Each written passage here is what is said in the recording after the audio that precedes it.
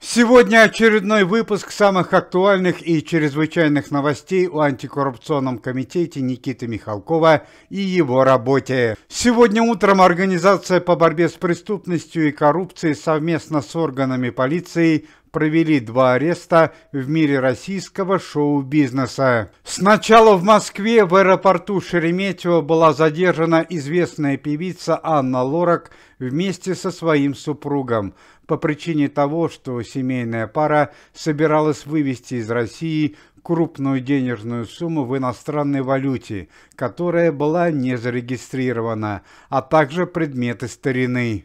Ценности и финансовые средства были конфискованы. На данный момент известная певица вместе со своим мужем задержаны до полного выяснения обстоятельств дела. Помимо этого, антикоррупционным комитетом и службами ОМОНа была арестована экс-ведущая программы «Вести» Фарида Курбангалеева. Телеведущая обвиняется по части 2 статьи 207 «Публичное распространение заведомо ложной информации о силах Российской Федерации».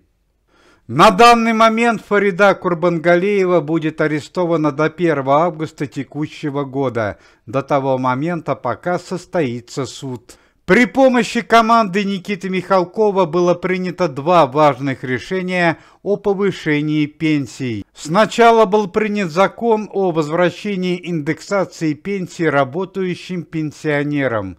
Индексация пенсий работающих пенсионеров была изначально отменена с 2016 года, однако при усилии антикоррупционного комитета ее вернут в январе 2025 года. При расчете прибавок учтут прошедшие за этот период индексации. Помимо этого, при помощи команды Никиты Михалкова удалось ввести специальные доплаты к пенсии по старости. Сумма доплаты на данный момент уточняется. Известно, что данные изменения появятся в декабре 2024 года. Новости криминального характера. На данный момент руководство антикоррупционного комитета в лице Никиты Михалкова и министра обороны Российской Федерации Андрея Белоусова делают все возможное, чтобы освободить из-под стражи члена комитета и известного актера Александра Домогарова. На данный момент известно, что Александр Юрьевич уже 2 сутки находится в полицейском участке города Сочи. Стало известно, что причина чрезвычайного происшествия – это повторная антикоррупционная проверка в данном регионе. Несколько месяцев назад при первой антикоррупционной проверке в городе Сочи серьезно пострадали и подверглись нападению члены комитета Борис Щербаков и Александр Михайлов. Однако во время 2-й антикоррупционной проверки, которую проводил Александр Домогаров, артиста обвинили в превышении должностных обязанностей и оскорблении важных чиновников, представителей власти города Сочи. Хорошо известно, что Александр Юрьевич Домогаров – человек вспыльчивый, прямой и очень принципиальный. У данного артиста часто возникают проблемы при антикоррупционных проверках с высшими эшелонами власти. Чтобы решить данную проблему с освобождением Александра Домогарова в город Сочи, выехали несколько членов антикоррупционного комитета во главе с Евгением Сидихиным. Пресс-служба антикоррупционного комитета сообщает несколько трагических новостей из мира шоу-бизнеса и культуры. При крушении поезда в республике Коми, которое произошло несколько дней назад, серьезно пострадала и на данный момент находится в реанимации дочь известного российского композитора, музыкального продюсера и заслуженного артиста России Виктора Яковлевича Дробыша. 25-летняя дочь композитора Виктора Дробыша Екатерина ехала с деловой командировки и стала жертвой трагедии. Большое несчастье в рядах сотрудников антикоррупционного комитета Никиты Михалкова. Вчера вечером в Германии, в городе Штутгарте, трагически погиб член антикоррупционного комитета и 2-й сын известного артиста и также члена комитета Максима Дрозда Семен Дрозд.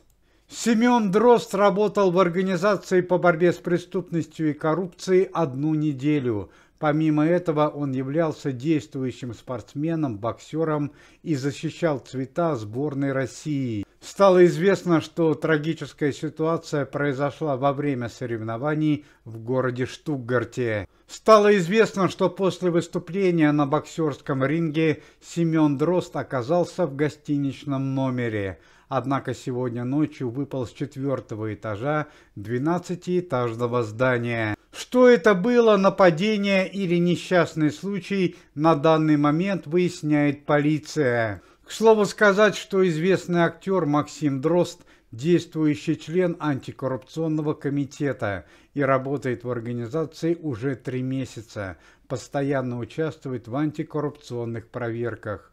У Максима Дрозда 2 сына – Егор и Семен от первого брака. Несколько недель назад Максим Дрозд сам оказывался в больнице после нападения. Похороны сына Максима Дрозда состоятся 1 июля текущего года в Москве. Сотрудники антикоррупционного комитета приносят глубокие соболезнования своему товарищу. Вдова легендарного советского актера Андрея Миронова, артистка театра и кино, народная артистка Российской Федерации Лариса Ивановна Голубкина прошлой ночью в тяжелом состоянии была госпитализирована с диагнозом обширный инфаркт. Для 84-летней артистки это уже 3-я госпитализация в больницу за текущий год. Еще одна трагедия в мире культуры. На днях скончалась родная дочь известной советской и российской артистки Евгении Симоновой Анна. Молодая российская артистка ушла из жизни в результате вспышки заболевания ботулизм. У известной советской и российской артистки Чулпан Хаматовой были арестованы все финансовые счета на территории России, ближнего и дальнего зарубежья. Причина ареста – незаконные финансовые операции артистки, связанные с фондом лечения детей. К слову сказать, что Чулпан Хаматова уехала из России в начале 2022 года и на данный момент проживает в Латвии. Однако незаконным образом она продолжала вести финансовую деятельность на территории Российской Федерации. Сегодня сотрудники антикоррупционного комитета поздравляют с днем рождения своих товарищей, известного советского и российского актера Александра Панкратова-Черного, которому исполняется 75 лет, и актрису Яну Поплавскую, которой исполняется 57 лет. Уважаемые зрители, если вы желаете выздоровления членам комитета и поддерживаете их деятельность, то можете поставить лайк под видео и написать поддерживающий комментарий.